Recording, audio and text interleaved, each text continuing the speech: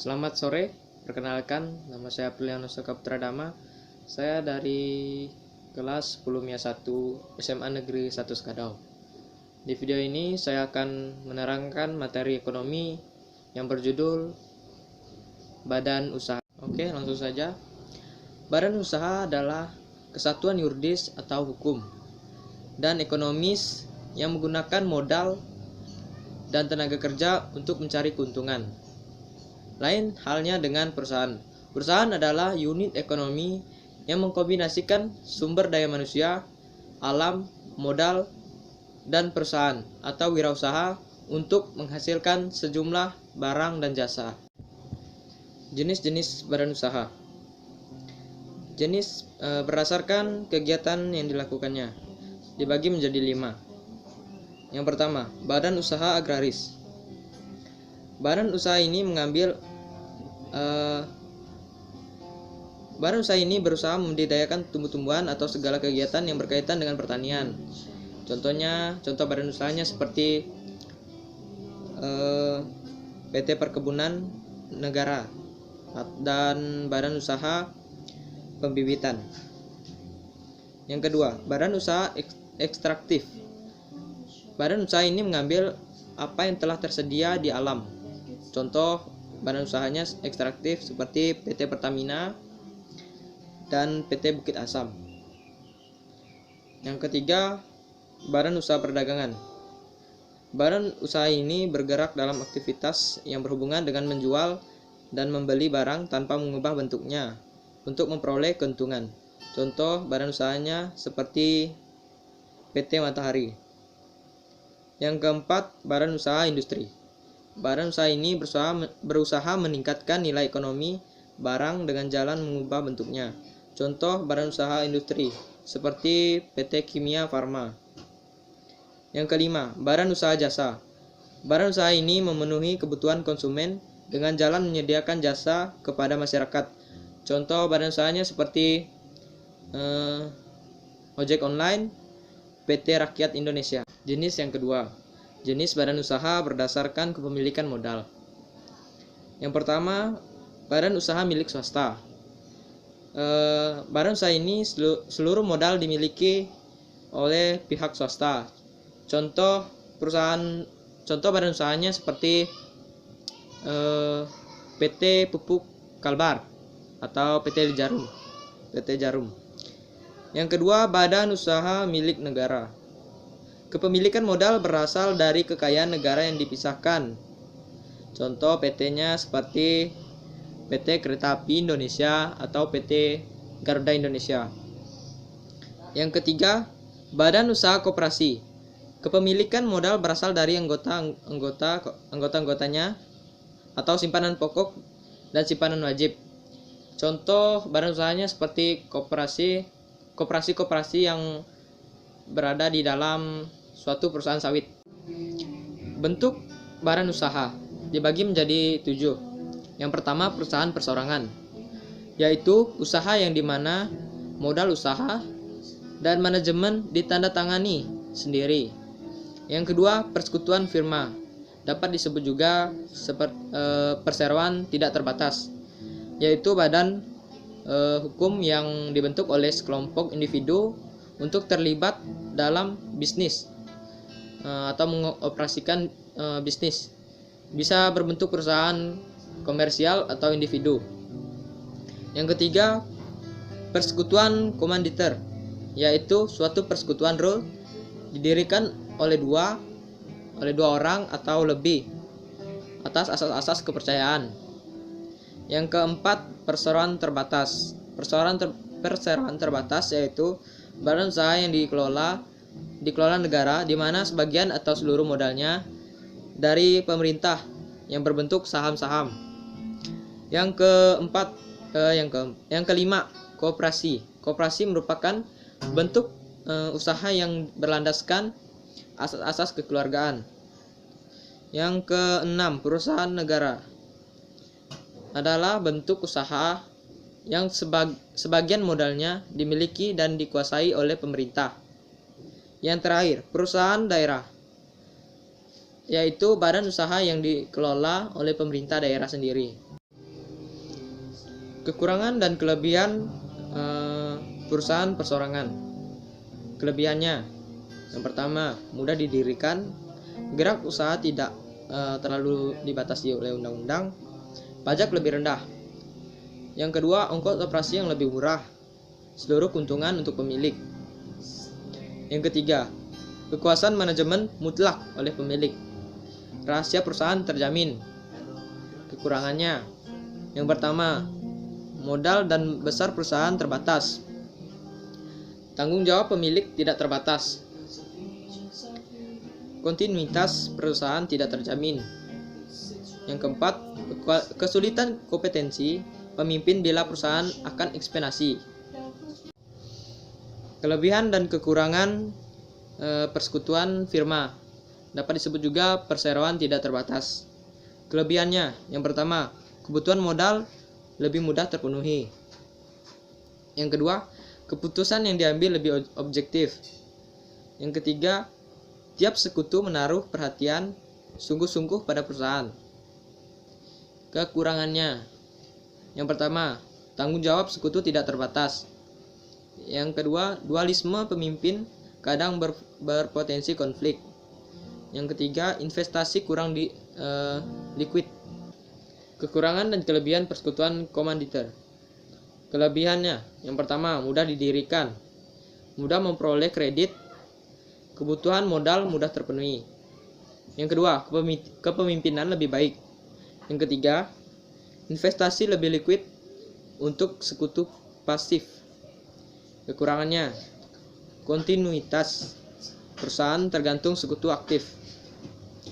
Kedua, semangat memajukan perusahaan kurang optimal karena terbatas pada tanggung jawab. Jenis perseroan terbatas. Yang pertama, PT terbuka. Saham diperjualbelikan dalam bursa atau untuk umum. Bentuk saham atas unjuk. Yang kedua, PT tertutup. Dimiliki orang-orang tertentu. Bentuk saham atas nama. Yang ketiga, PT milik negara atau persero. Sebagian atau seluruh saham milik negara. Yang keempat, PT kosong. PT yang sudah bangkrut atau tidak beraktivitas tapi secara hukum telah sah sebagai PT. Kekurangan dan kelebihan perseroan terbatas. Kelebihannya, yang pertama, tanggung jawab terbatas, persentase saham yang dimiliki. Yang kedua, pemisah pemilik dengan manajemen. Yang ketiga, mudah mendapatkan modal. Yang keempat, efisiensi kepemimpinan. Kekurangannya, yang pertama, pajak lebih besar. Yang kedua, biaya pendirian lebih mahal. Yang ketiga, rahasia perusahaan tidak terjamin. Yang keempat, kurangnya perhatian pemegang saham.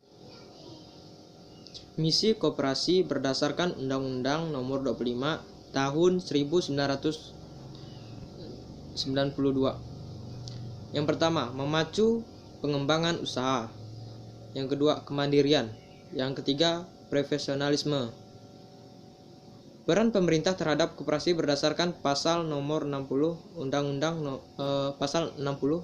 Nomor 25 Tahun 1992. Yang pertama, menciptakan dan mengembangkan iklim dan kondisi yang mendorong pertumbuhan serta pemasyarakatan koperasi. Yang kedua, memberikan bimbingan, kemudahan dan perlindungan kepada koperasi.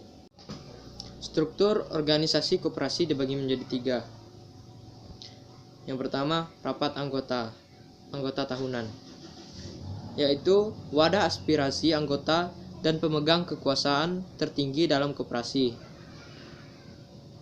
Yang kedua, pengurus, yaitu badan yang dibentuk oleh rapat anggota dan disertai madat untuk melaksanakan kepemimpinan koperasi, baik di bidang organisasi maupun usaha. Yang ketiga, badan pengawasan dan pemeriksa. yaitu badan yang dibentuk untuk melaksanakan pengawasan terhadap kinerja pengurus. Anggota pengawas dipilih oleh anggota koperasi di rapat anggota tahunan. Peran koperasi dalam peningkatan kemakmuran rakyat. Yang pertama, meningkatkan pendapatan rakyat dan pendapatan nasional. Mengetaskan kemiskinan, meningkatkan kualitas hidup, memperkokoh perekonomian rakyat, dan koperasi sebagai soko gurunya. Kekurangan dan kelebihan koperasi. Kelebihannya, yang pertama, prinsip pengolahan bertujuan untuk kesejahteraan anggota. Yang kedua, anggota berperan sebagai konsumen dan produsen. Yang ketiga, berdasarkan sukarela. Yang keempat, mengutamakan kepentingan anggota. Kekurangannya, yang pertama, keterbatasan modal. Yang kedua, daya saing lemah. Yang ketiga, rendahnya kesadaran berkoperasi. Yang keempat, kurangnya kompetensi profesional dan dalam pengolahannya. Perusahaan negara dibagi menjadi dua. Yang pertama, Perum. Yang kedua, Persero. Perum adalah Perum yaitu modal sepenuhnya dimiliki negara, tidak dalam bentuk saham, dan dimaksudkan untuk kemanfaatan umum atau penyediaan produk berkualitas sekaligus mencari laba. Struktur organisasi Perum terdiri dari menteri, direksi, dan dewan pengawas. Persero, seluruh atau minimal 51% modal dalam bentuk saham dimiliki negara. Struktur organisasi Persero. Yang pertama, RUPS. Yang kedua, direksi dan komisaris. Kekurangan dan kelebihan BUMN atau badan usaha milik negara. Kelebihannya, yang pertama, seluruh laba menjadi hak negara. Yang kedua, menyediakan jasa-jasa bagi masyarakat. Yang ketiga, merupakan sarana untuk melaksanakan pembangunan. Kekurangannya, yang pertama, pengelolaan sangat tergantung keuangan negara. Yang kedua, pengembangan BUMN dapat terhambat oleh birokrasi. Yang ketiga, pengolahan secara ekonomis sulit dipertanggungjawabkan. Fungsi badan usaha dibagi menjadi 5. Yang pertama, fungsi komersial. Yang kedua, fungsi manajemen. Yang ketiga, fungsi operasi. Yang keempat, fungsi sosial. Yang kelima, fungsi ekonomi nasional.